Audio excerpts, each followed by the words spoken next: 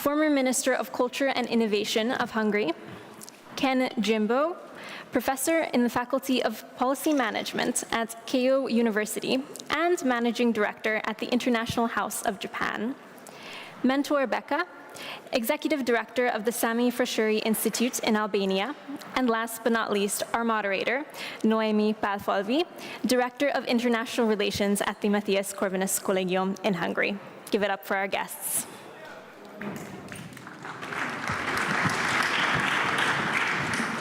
Good afternoon, ladies and gentlemen. Thank you so kindly for sticking with us for this wonderful panel.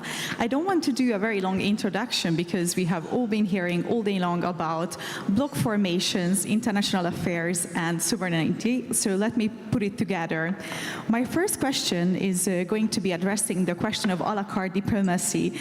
In the past couple of years, and in a lot of different polls, it was shown very clearly that states tend to choose and pick a chair when it comes to their foreign affairs. Is that a true thing, or do you believe that bloc formations are currently happening in the global arena? A la carte diplomacy or bloc formation? Okay. Thank you very much for the invitation. I'm really happy to be here for the second time. To enjoy not just the dialogue, but the city as well, this brilliant city. I think that we have to put it in the context, in a broader context, what is really going on and what's happening. And I think that it is not possible not to repeat what has been saying during these panels, even from the colleagues before us. And I think that one of the most important tendencies that we can notice is this kind of erosion of the international liberal order, which is the most important shift happening right now.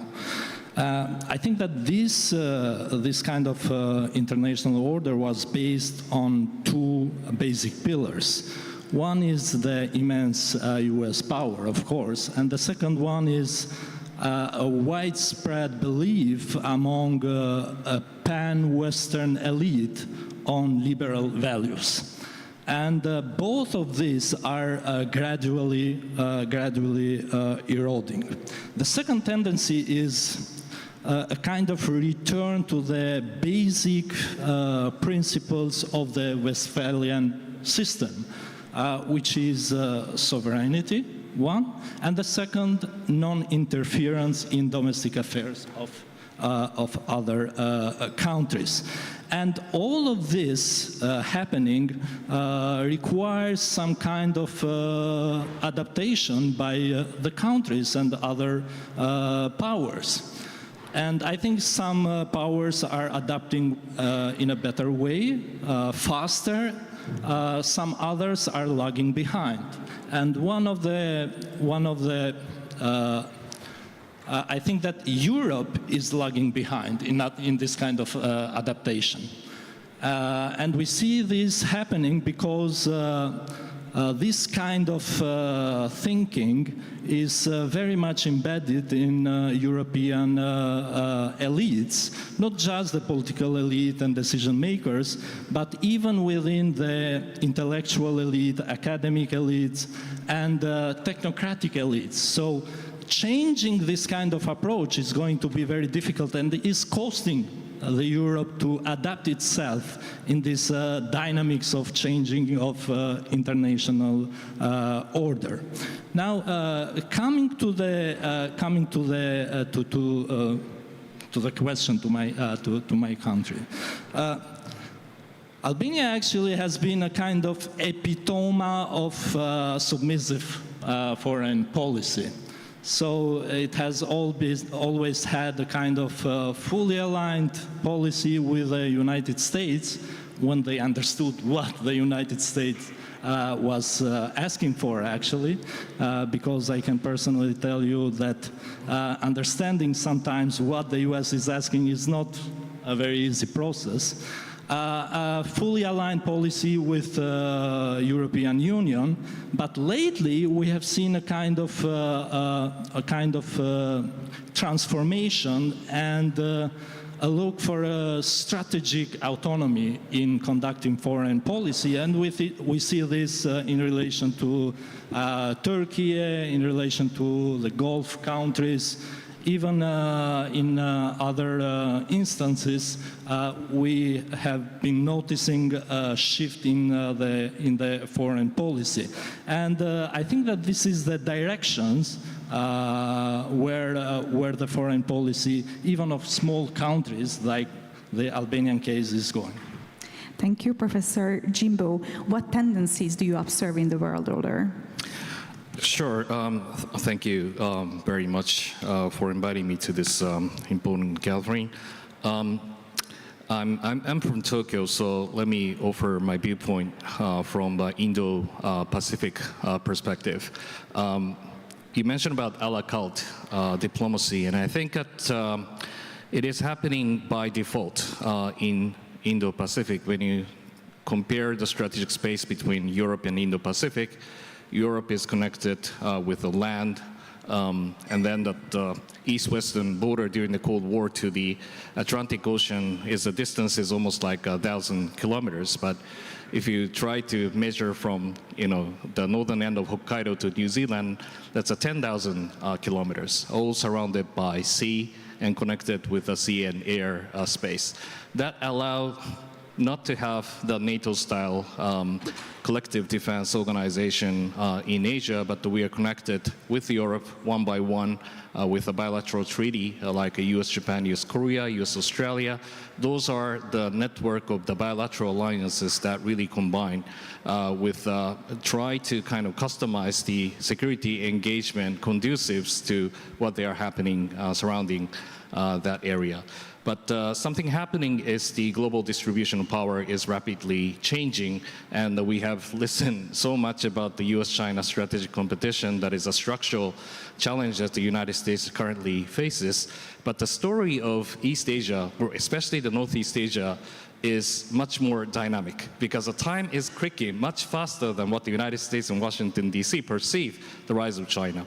The rise of China has already been done in many parts of Northeast Asia. China has already exceeded the Japanese GDP in 2010 and also 2005 over the defense budget. They are now spending 5 times bigger defense budget than Japan. And that really creates the whole context of how we see the power balance in Northeast Asia fundamentally different. Used to be the United States maintained the preponderance and Japan was able to secure air and naval superiority vis-a-vis China alone. But now China has a constant superiority over any neighboring countries by itself, and then they are actually expanding its access and area denial capability to increase enormous cost for the United States to fight inside the theater, inside the First Island chain.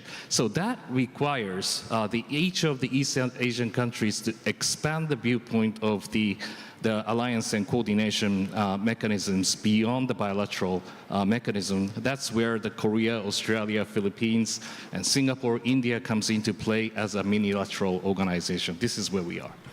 Minister Chuck, do you agree? There has been so many things said that I cannot say that I agree with everything, but I cannot say that I disagree with everything. Thank you very much for the invitation. I think the key word is a new balance. So a la carte, but in the kitchen, the ingredients are the same. And if you think about, there are 3 forms of political communities or countries. Pierre Manon, the French political philosopher, wrote in his major book, Metamorphosis of the Cité, that political communities are organized either in polis, that's a city-state, like today Singapore or the ancient Athens was. It could be nation-state, that many states are still nation-states, and there are empires. And there is a 4th one, the city of God, which is up there, but we will never reach that. And when we talk about new balances, it depends how you define yourself. For example, Hungary, I usually define Hungary as a city-state. The border from Budapest can be reached in 3 hours. That's the same from downtown Chicago to Wheaton, where I lived. So therefore, the organizational idea and the consequences for political community is such. And each country has the choice whether to join a kind of empire or would-be empire. We talk about the United States as an empire. I don't think that it's an empire. The United States have the greatest power to project when it wants to achieve something. But in the same time, the US has many, many incentives. The negotiations with Japan, between Japan and the US is a clear example. That we have the century bonds, you have the security guarantees and those kinds of things. So I think the rebalancing is about rethinking what 3 things means for us. The first one is peace and security. As my colleagues suggested, over the last 20 years, there was, from America, there was a neocon idea that we have to spread democracy, we have to tell people, we have to lecture people how to live. Now, it's been changing. And we can see that the Abraham Accord was different from a war. Because if we appreciate security and peace, then we can come to common ground with other people. And for example, the Australia, South Korea, Japan, India, US cooperation is such. The second is attachment. I mentioned nation state. Attachment, belonging to your family, belonging to your community, belonging for your nation is a positive thing. So I think despite of the fact that in Europe in particular, but in Asia as well, the word nation has a bad connotation. It still has lots of positive features because it means belonging and attachments. If I have strong belongings, then I can relate to other people's strong belongings. It's idiosyncratic, but still has a value. In Europe, we believe that if you love your nation, you will go to war, but I don't agree with that. There are places in the world where there are conflicts. India, Pakistan, Turkey, Greece, Israel, Iran.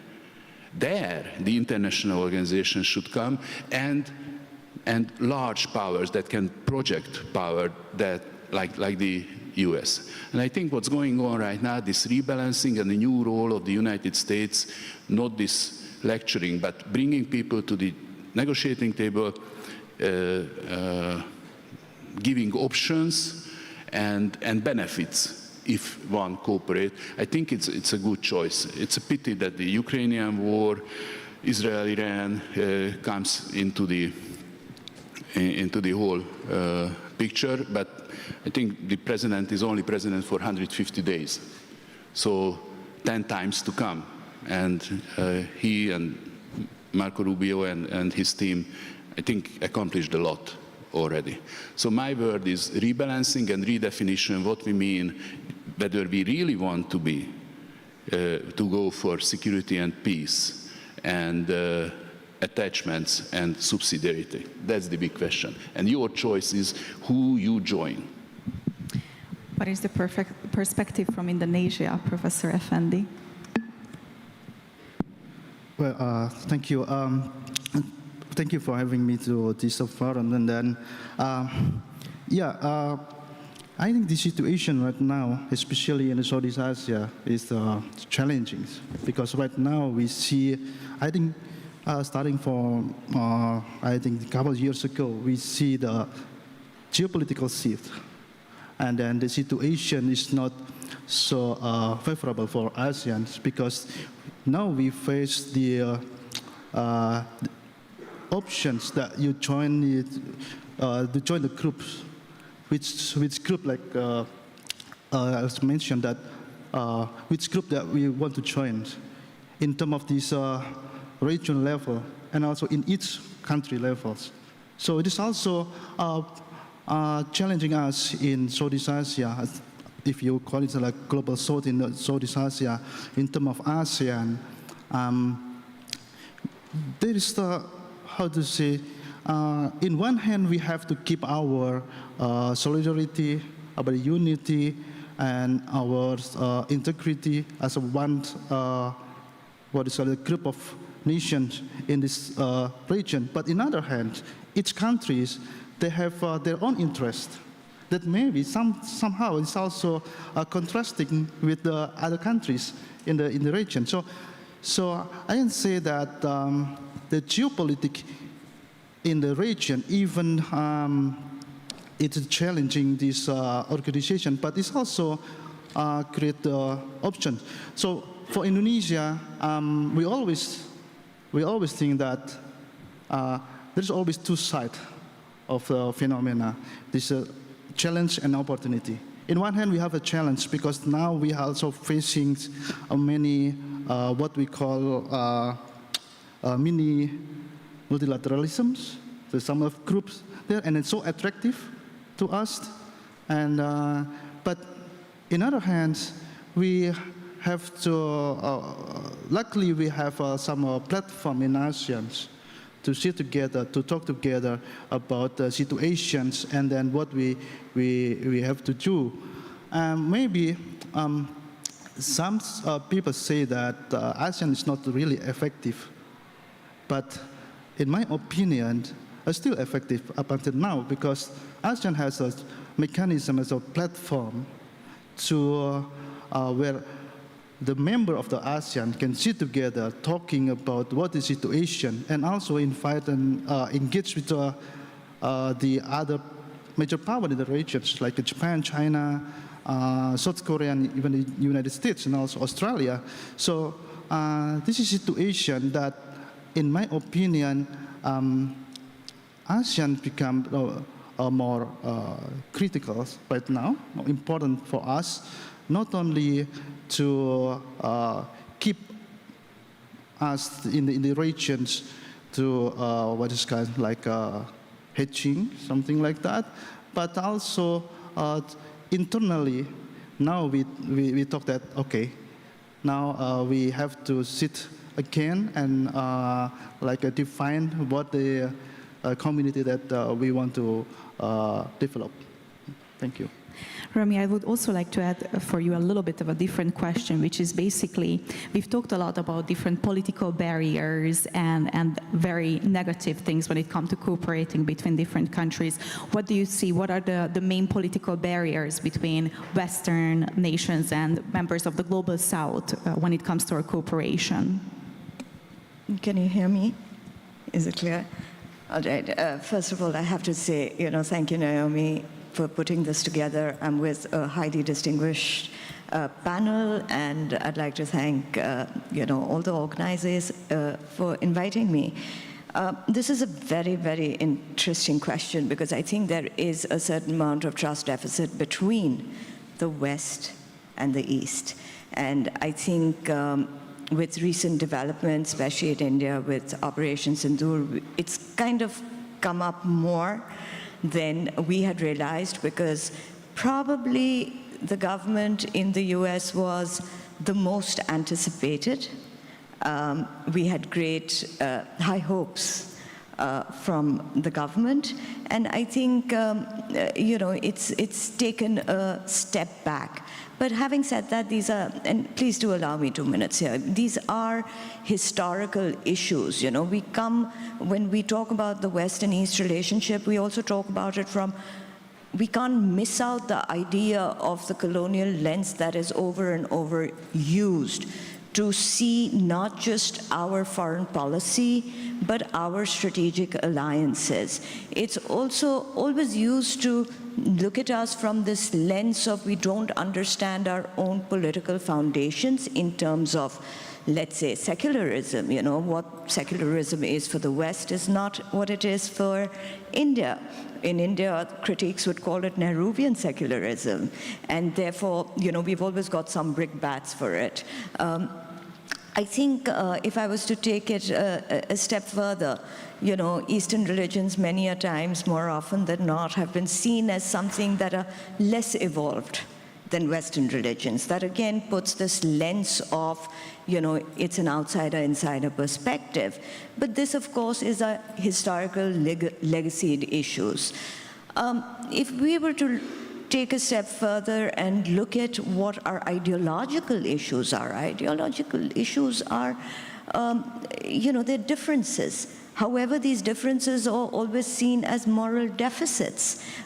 When I say moral deficits, there is a difference in the way we govern our local populations. It's a question of, let's say, moral universalism as opposed to moral contextualization. It's a difference between the morality, individual rights, and collective rights. For us, India is a very diverse country. For us, the way we govern our country takes into account the nuanced ideas of, you know, what community aspirations are, as opposed to just solely individual rights. If we were to, again, look at it more politically, again, there's a trust deficit, and please allow me to give you a couple of examples. India has always been, India's held its strategic autonomy very close to its foreign policy.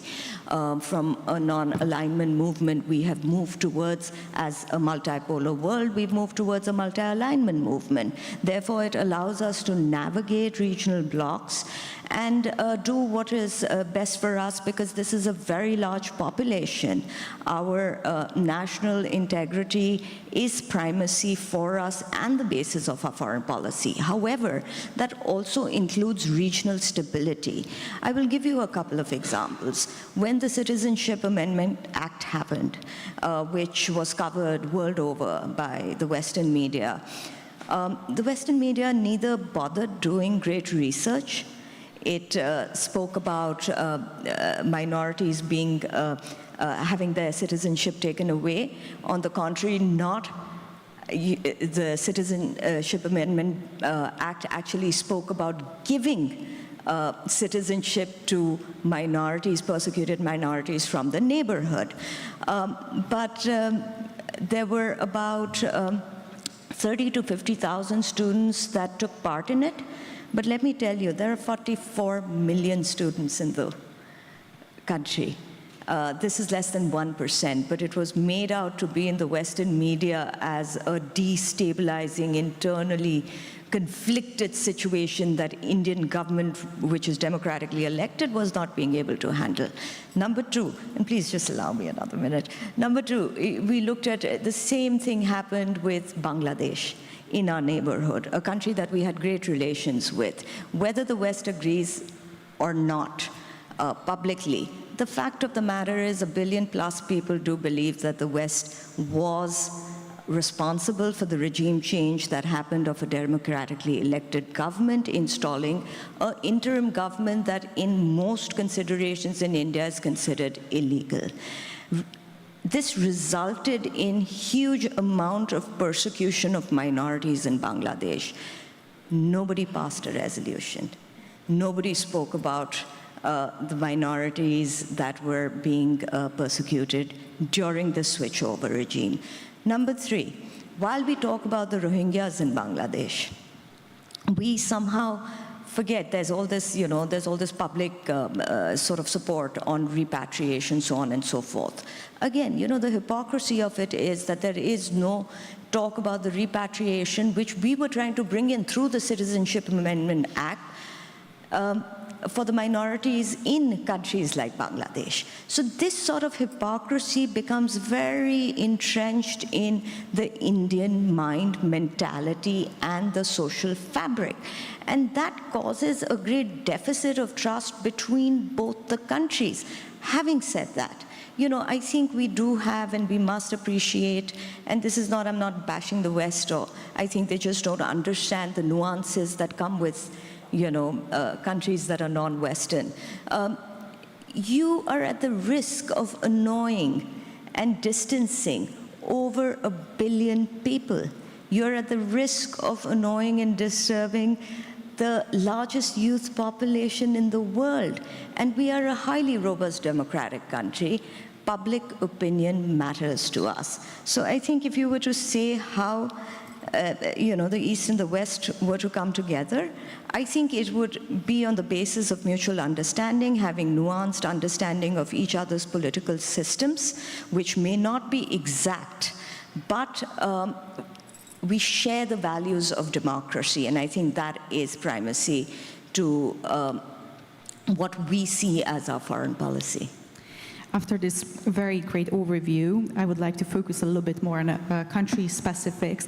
In one of your articles, you wrote very extensively about how isolationistic policies, especially during the communist regime in Albania, were not really based on isolation. What are the historical examples that you can draw and the current relevances of the Albanian story? And I asked the moderators and the speakers to be a little bit quick on the second round because we're running out of time. First of all, I think that there is no country that can escape the international structure. So we cannot have a complete isolation from international structure. Although Albania used to be completely isolated in the political sense, so they didn't have any political relations with other countries, they were still doing trade with other countries, irrespective of being communist or democratic countries. So the isolation is more a kind of abstract concept than an empirical reality in the Albanian case. And I think that that is the case of the epitome of the economic neutrality that we are talking about when we speak about the connectivity.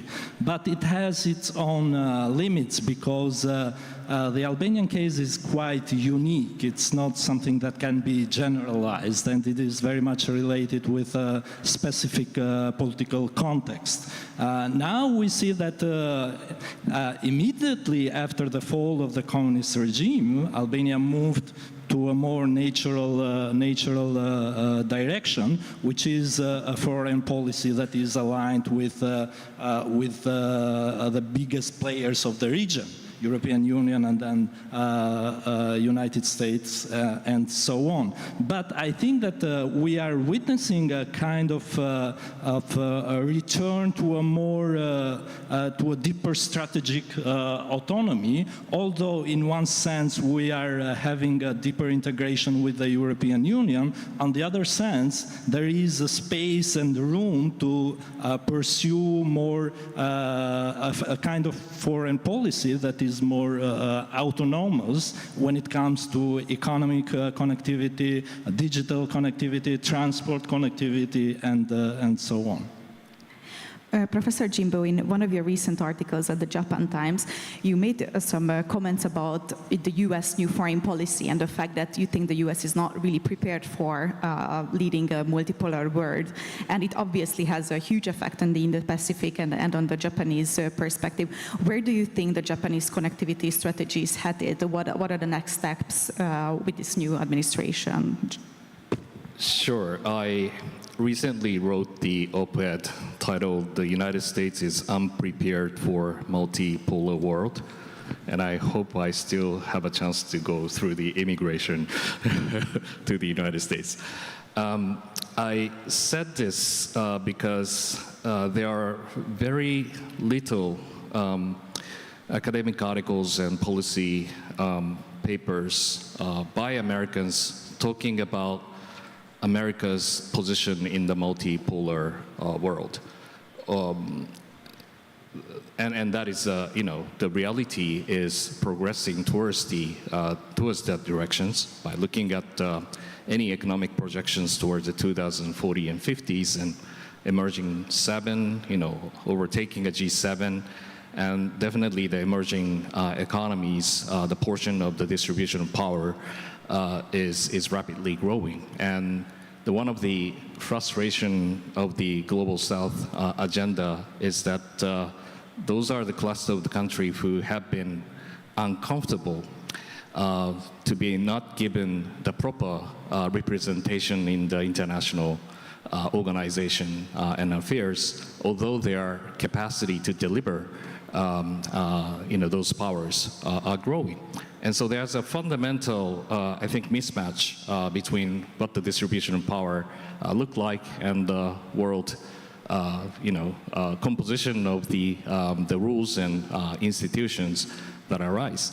And United States seems to be the last country to take the step on this, because I think that I respect late Joe Nye's piece on the powering the interdependence, but he has been also the proponent of who doesn't really doubt about the America's leadership role in the world, which I respect a lot. But the reality is overtaking any of those kind of assumptions, which is the fundamental issue where allies like in Europe and also in Asia, whenever they try to engage the global south and emerging economies, you cannot bring the US flags into this because it increasingly become ineffective to deal with the global house together with the United States.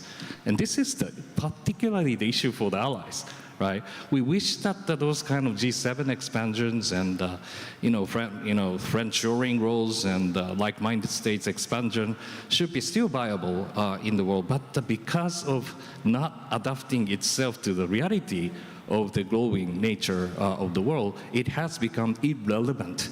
And this is a very, I think, important issue that I try to mention during the war. So coming back to the connectivity issue, I think that identification of the Japanese foreign policy always has to be based on the US role in this region, because United States is a cornerstone of the Japanese strategy of any kinds. And then China's rise, surrounded by increasingly competitive environment, we require United States engagement in the region even more than before.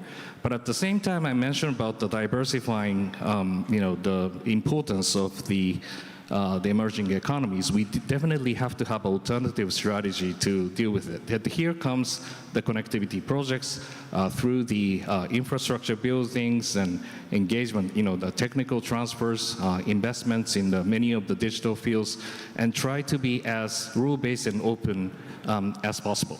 And then that is I think that in essence, what we are trying to do is the increasing of our decision space for the future. And I think that as a non-major power, like Japan, Australia, Korea, we are not the structural power to change the order by itself.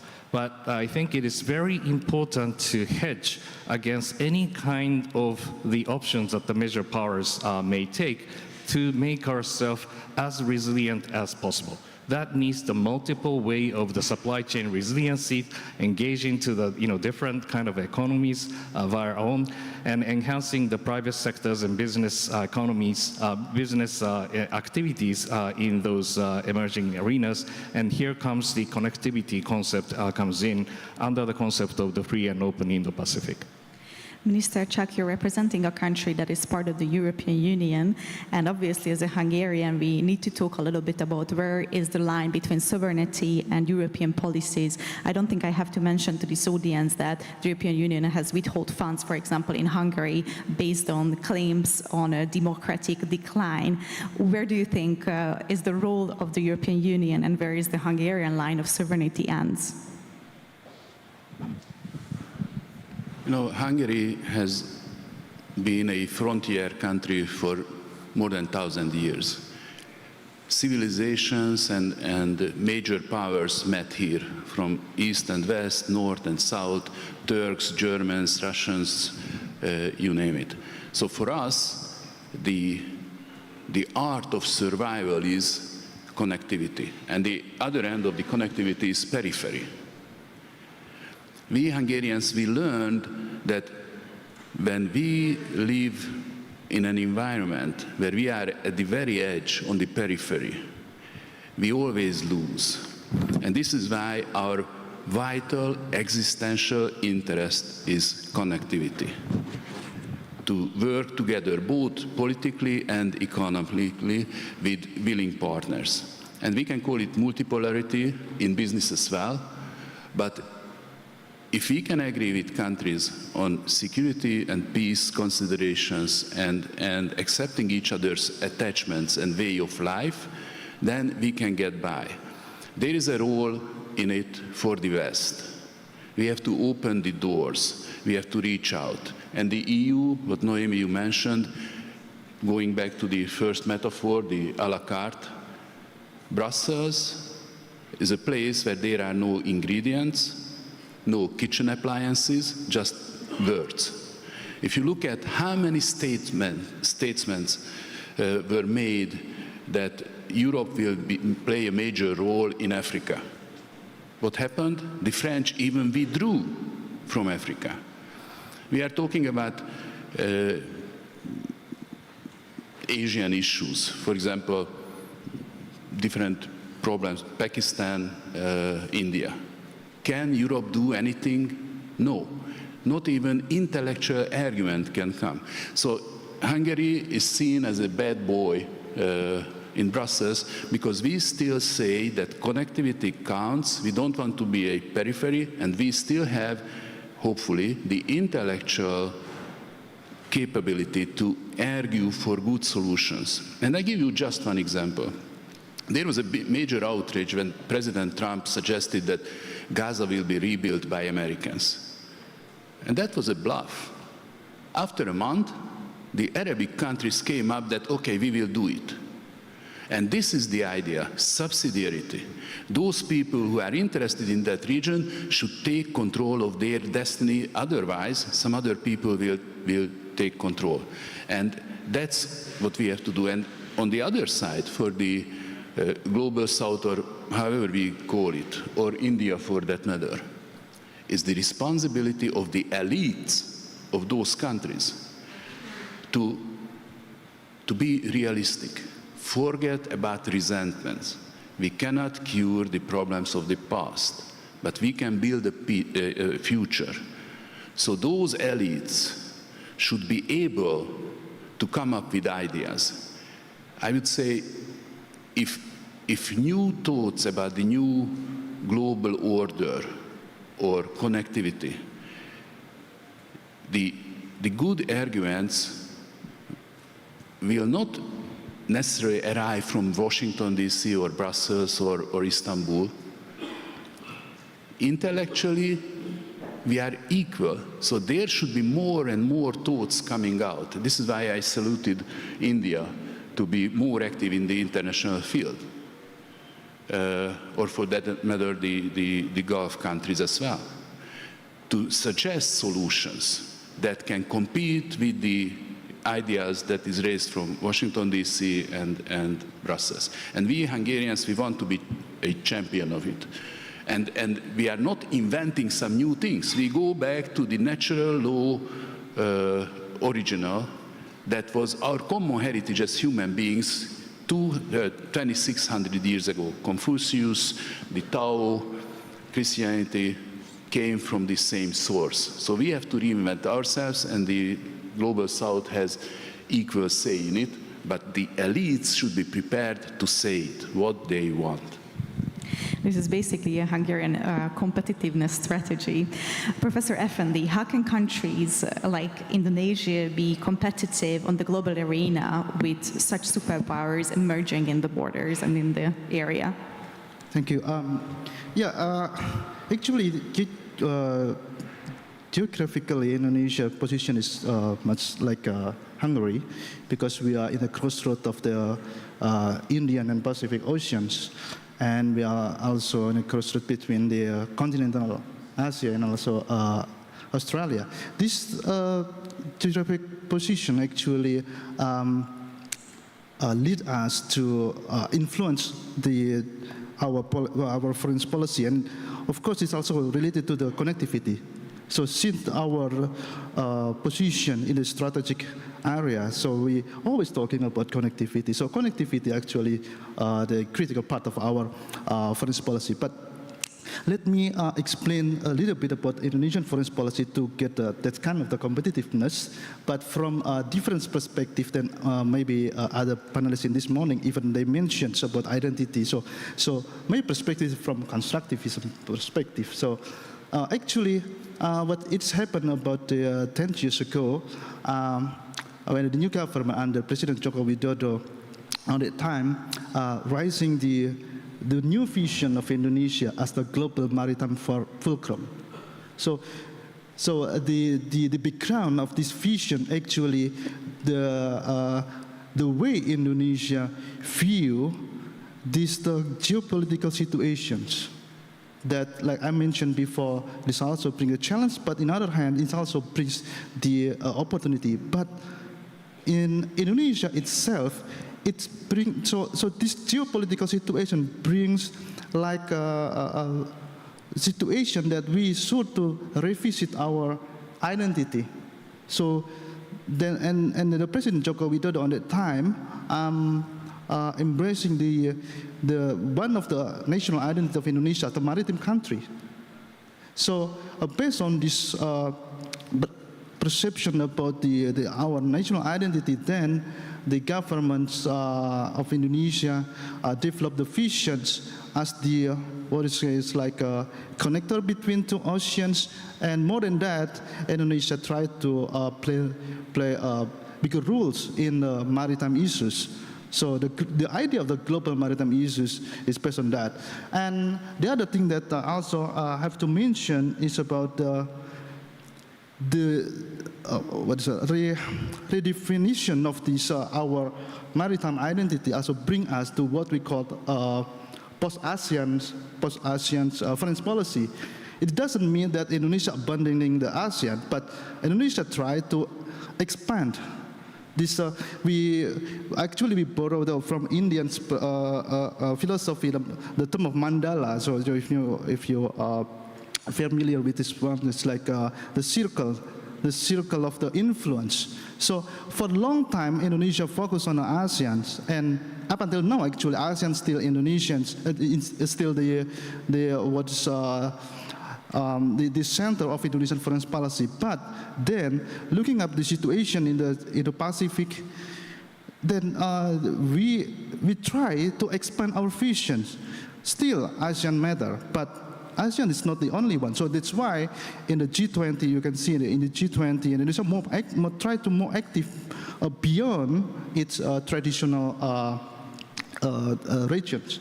So this is the way we try to develop our competitiveness, especially in maritime, and it's based on our redefinitions about the national identity as the maritime country. Rami, in your opening remarks, you talked a lot about strategic autonomy, and you made basically a comparison between sovereignty and strategic autonomy. When it comes to right now the India situation, what do you think? What is more concerning for New Delhi? Is it China, the West, that is very critical about India? That's a good question. It's a tricky question. So, the way India has always worked and navigated through different blocks has been through, like I said earlier on, through its historical legacy in being a part of, having a policy of strategic autonomy. And that comes from our historical non-alignment movement. And therefore, we find it fairly easy to move around various blocks and keep our national interest primacy to what our future policy should be. To this end, if you look at the West, of course, we may have some sets of differences and ideological differences, but the fact of the matter is that the West is very important to us. It is our largest trading partner, in terms of services. There is a certain amount of soft power influence of the West in India. We depend on the West for technological advancements in terms of, and collaborations in terms of, let's say, lately semiconductors, amongst many other technological collaborations. We also look at the West as a natural ally because of our shared values in our democratic systems. So of course, the West is indispensable. When it comes to China, China is a different ballgame altogether because let's say in the Quad, we're the only country that shares a border with China. We've had various standoffs, whether it was the Doklam standoff, whether it was, and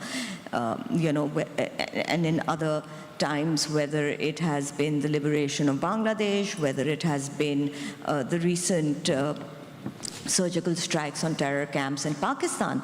So when we say it's a populous country, let me remind everybody, it's not just a populous country. It is the largest democratic country in the world. It is a country that has the largest, most formidable youth population in the world. That dividend is something that we cannot ignore. And therefore, it becomes imperative for us to engage on multiple platforms because this cannot be competition for us. For us, we've been a part of, let's say, the Quad with the US, Australia. We've been a part of BIMSTEC, where we engage with not just Brazil, but other Eastern countries. We have influence on the ASEAN. We also have influence on the SCO. So, this is our strategic autonomy at work. And therefore, it gives us the benefit of not limiting ourselves to regional blocks, to be able to exercise strategic autonomy, which we believe is the foundation of sovereignty. And I think that, has taken us a long way to navigate the new changing world order. And I think that's the way it's going to be. But if, I can see we're running out of time. So, if I can just maybe put it in the most simplistic fashion possible. China is a tactical challenge for us. The US is more of ideological challenge for us. I have some very bad news for the audience because we are not going to have time for a Q&A session, but I'm pretty sure that at the coffee break, the wonderful speakers are very happy to share their thoughts. And I think we can all agree that upon this discussion, we can say that sovereignty can definitely coexist with connectivity, and we kind of urge the countries to take similar paths as the representatives that are mentioned here. Thank you so much for everyone who stayed for the panel, and obviously, most importantly, thank you for everyone for sharing their thoughts. It was a very interesting and engaging discussion. Thank you.